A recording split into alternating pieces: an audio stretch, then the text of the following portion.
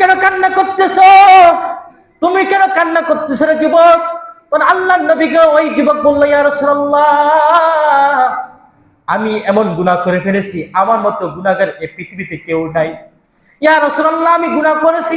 নবী ওই যুবককে বলল, যুবক, তুমি কি আল্লাহর সৃষ্টিকুল থেকে বেশি গুনাহ করে ফেলেছো? তখন ওই ব্যক্তি বলল, ইয়া রাসূলুল্লাহ, ইয়া হাবিবাল্লাহ, আমার মনে হয় আল্লাহ তাআলার সৃষ্টিকুল থেকে আমি বেশি গুনাহ করে ফেলেছি। তখন নবী আবার জিজ্ঞাসা করলো, ও আল্লাহর বান্দা, তুমি কি আল্লাহর কুরসি থেকে বেশি গুনাহ করে ফেলেছো নাকি? কয়, ইয়া রাসূলুল্লাহ, আমার তো মনে হয় আমি আল্লাহ তাআলার কুরসি থেকে বেশি গুনাহ করে ফেলেছি। ওই ব্যক্তিকে আবার নবী বলো, ও যুবক, তুমি কি আল্লাহর রহমত থেকে বেশি, আল্লাহর দয়া থেকে বেশি গুনাহ করে ফেলছো নাকি? তখন ওই যুবক বলল, ইয়া রাসূলুল্লাহ, ইয়া হাবিবাল্লাহ, আমার মনে হয় আল্লাহর রহমত থেকেও আমি বেশি গুনাহ করে ফেলেছি। তো নবী বলল, তাহলে কি তুমি কি কাউকে হত্যা করছো নাকি, কাউকে মেরে ফেলছো নাকি? নবীকে ওই যুবক বলল, ইয়া রাসূলুল্লাহ, ইয়া হাবিবাল্লাহ, না না, আমি কাউকে মারি নাই। তাহলে কি তুমি কারোর সাথে আল্লাহকে অংশীদার করছো নাকি, শিরিক করলা নাকি? নবীকে ওই যুবক বলল, ইয়া রাসূলুল্লাহ, ইয়া হাবিবাল্লাহ, না না, আমি আল্লাহর সাথে কাউকে শিরিক করি নাই। তখন নবী বলল, তাহলে তুমি তোমার গুনাহের কথা বর্ণনা দাও। ওই যুবক বলল, ইয়া রাসূলুল্লাহ, ইয়া হাবিবাল্লাহ, আমি এমন একজন মানুষ ছিলাম, মানুষ যখন মারা যেত, মদিনার মধ্যে যতগুলো মানুষ মারা যেত, আমি একজন কাপন চোর ছিলাম। যখন নাকি মৃত্যু ব্যক্তিকে দাফন করে দিয়া যখন মানুষ চলে যেত, আমি গভীরের রাত্রে গিয়া ওই দাপনের কাপড়গুলো খুলে নিয়া আমি দোকানের মধ্যে বিক্রি করে আমি রিজিক তালাশ করতাম আর আমি খাইতাম। তাহলে কি হয়েছে? ইয়া রাসূলুল্লাহ, মদিনার মধ্যে আনসারী একজন মহিলা, অনেক সুন্দরী একজন নারী মারা গেছে। মারা যাওয়ার পরে ওই মহিলাকে যখন দাফন দিল, আমি একবার গভীর রাত্রে গিয়া তার কাপড়গুলো আনতে যাব, গিয়ে আনতাম, তার কাপড়গুলো খুলে আমি নিয়ে আসলাম। নিয়ে আসার পথে আমি চলে আসবো, এমন সময় আমাকে শয়তান ধোঁকা দিল। শয়তান বলল, ও যুবক, ওই দেখ, তুই টর্চ লাইট মাইরা দেখ, এটা একটা যুবতী, সে কত সুন্দরী, তুই তাকে দিয়ে তোর মনের খায়েশ পূর্ণ কর, এই নারী তোকে কিছু করতে পারবে না, কেউ দেখবে না।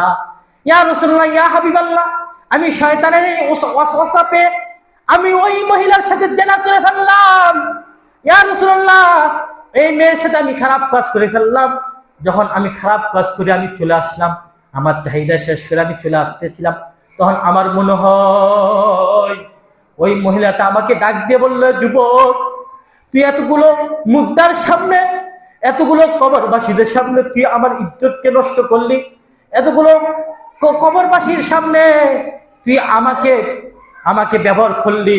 আমি তো কাল কিয়ামতের ময়দানে তোর কারণে আল্লাহ তাআলার সামনে নাপাক অবস্থা উঠতে হবে, আমি ছিলাম পবিত্র। যুবক, তুই কি আমাকে নিজেও বরবাদ হইছস, আমাকেও বরবাদ করে দিছস, কারণ আমি হলাম একজন পাক মহিলা ছিলাম, পবিত্র মহিলা ছিলাম, কিন্তু তুই আমার সাথে শেষ পর্যন্ত একটা লাশের সাথে তুই আকাম করলি, জেনা করে ফেললি। ও যুবক, ইয়া রাসূলুল্লাহ, যখন ওই মহিলার কথা আমার কানের মধ্যে আসলো, তখন থেকে আমি, ইয়া রাসূলুল্লাহ, 4 দিন হয়ে গেল আমি আর ঘরের মধ্যে যাই না, আমি কান্না করি না। ইয়া রাসূলুল্লাহ, আল্লাহ কি আমাকে মাফ করবে নাকি? এই কথা শুনে নবী বলল, তুমি তো সাংঘাতিক অন্যায় করে ফেলেছ, অনেক বড় অন্যায় করে ফেলেছ।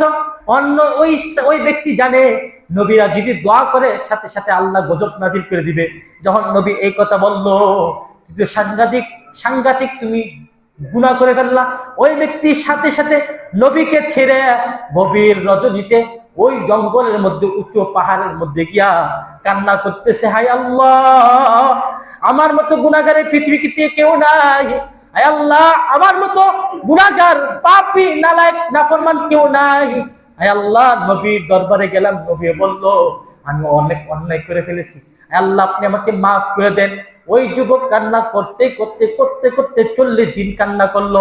এক পর্যায়ে আল্লাহ রাসূলের কাছে, আল্লাহ নবী কাছে জিব্রাইলকে পাঠাইলেন, যাও তুমি গিয়া জিব্রাইল আমার নবীকে সালাম দিবা, 3টা প্রশ্ন করবা। কয়টা প্রশ্ন? জোরে বলেন, কয়টা প্রশ্ন? 3টা প্রশ্ন। তখন জিব্রাইল আলাইহিস সালাম আল্লাহ তাআলার পক্ষ থেকে এসে সালাম দিলেন, আসসালাতু ওয়াসসালামু আলাইকা ইয়া রাসূলুল্লাহ, ও আল্লাহর নবী, আপনাকে আল্লাহ তাআলা সালাম দিয়েছেন, নবী সালামের উত্তর নিয়েছেন। এরপরে ওই সাহাবীর ব্যাপারে আল্লাহ নবীকে জিব্রাইল প্রশ্ন করলো তিনটা। এক নাম্বার, এই সৃষ্টিকুলকে মাখলুকাতকে সৃষ্টি করেছেন কে? জোরে বলেন, কে সৃষ্টি করেছে? একটা আওয়াজ দেন আল্লাহু আকবার। আরো জোরে বলেন আল্লাহু আকবার। আরো জোরে বলেন আল্লাহু আকবার। ওই সাহাবী ওই জিব্রাইল আলাইহিস সালাম নবীকে প্রশ্ন করলো, ইয়া রাসূলুল্লাহ, এই সৃষ্টিকুলকে কে সৃষ্টি করলেন? তখন নবী বলল যে আল্লাহ সৃষ্টি করেছেন, আল্লাহ আমারও সৃষ্টি করেছেন, এবং আল্লাহ সৃষ্টিকুলকে সৃষ্টি করেছেন, আমি কাউকে সৃষ্টি করে নাই। এরপরে 2 নম্বর প্রশ্ন করলেন, ইয়া রাসূলুল্লাহ, এই সৃষ্টিকুলের রিজিক দেয় কে, আপনি না আল্লাহ? তখন নবী বললেন, আল্লাহ আমাকে রিজিক দেয়, সৃষ্টিকুলকে রিজিক দেয়। সুবহানাল্লাহ বলে।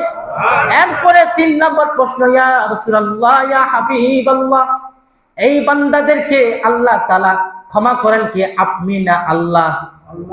কে ক্ষমা করেন? তখন নবী বলল, আমি তো ক্ষমা করি না, আমাকে আল্লাহ ক্ষমা করে, এবং পুরা জগতের সৃষ্টি জীবকে, মানুষকে আল্লাহ ক্ষমা করে। তখন ওই জিব্রাইল বলল, তাহলে আপনি যে আপনার কাছে যে একজন সাহাবী আসছিল, সে যে গুনাহ করলো, আপনি তাকে তাড়াই দিলেন কেন? তুমি তো বড় গুনাহ করে ফেলছো, সাংঘাতিক গুনাহ করছো। এই কথা শুনে ওই ব্যক্তি জঙ্গলের মধ্যে, উঁচু পাহাড়ের মধ্যে গিয়া সে কান্না করতেছে, 40 দিন কান্না করতেছে। কান্না করতে করতে তার চোখ দিয়া পানি না পড়ে এখন রক্ত পড়তেছে, এবং ওই ব্যক্তি হ্যাংলা হয়ে গেছে, সে কিছু খাচ্ছে না, তার চোখ দিয়ে টপ টপ করে পানি পড়তেছে। আপনি একথা বলার কারণে যান, আপনি গিয়ে বলেন আপনি আপনার সাহাবীদেরকে পাঠাইয়া তাকে নিয়ে আসেন, আর বলেন যে আল্লাহ তোমাকে মাফ করে দিয়েছে।